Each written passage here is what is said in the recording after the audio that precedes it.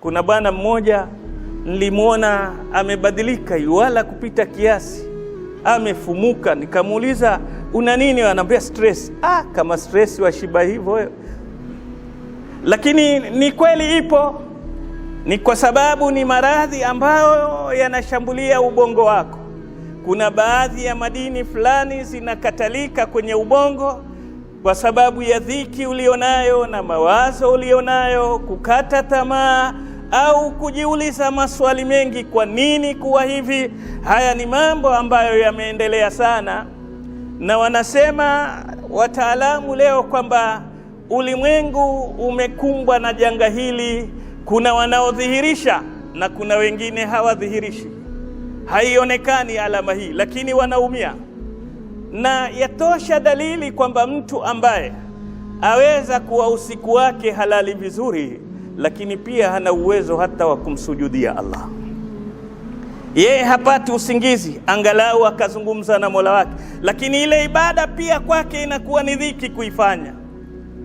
Sasa swali muhimu la kujiuliza mwanadamu, hasa akiwa Muislamu, ni kujiuliza kaifa lilmu'mini an yaktaiba wa rabbuhu Allah. Inawezekanaje mimi kama mu'min nikaingia kwenye mambo haya ya depression na hali mimi naamini kwamba nina Allah? Inna ma'iya rabbi sayahdi. Mimi nina Allah.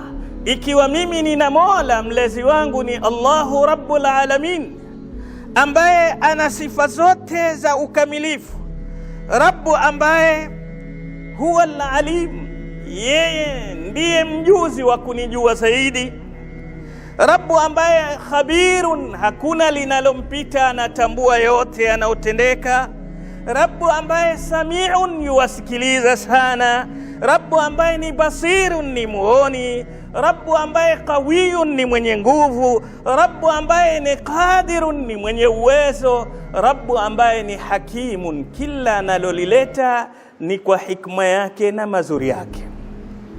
Mu'min anayemtambua Allah bi asma'ihi alhusna, gonjwa hili si rahisi kumfika, na linapomfika linatibika kwa haraka kwa kujiuliza swali hili, mimi nina Allah.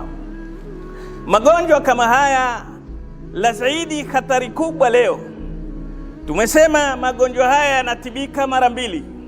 Kuna tiba madi, tiba ya vitu kama vile kujitibu kwa madawa. Ugonjwa huu una sababu nyingi kama tulivyosema, labda umepata msiba ukaufanya mkubwa, labda umeharibikiwa na biashara zako ukaona kwa nini nitapata wapi riziki. Maswali haya ya kijahilia yakikujia yaweza kukupa ugonjwa huu. Lakini wengine wamepata magonjwa haya kwa kujitafutia. Amekuwa mraibu sana kwa muda mrefu, mwisho akamaliza, akafika namba ya mwisho, ikabaki sasa amefikia hapa alipofika. Kuna mwingine, yani kuna sababu nyingi hata za kiafya. Matumizi yako ya kula yana upungufu fulani wa madini, ukafikia kwenye hali hii. Kwa hivyo si ugonjwa wa kulekezwa kimaana peke yake. Ninaposema kimaana, katika tatizo la pili tulilolileta ulimwenguni ni kwamba watu wameamini ukiwa na tatizo hili wewe ni mtu wa ruqya pekee.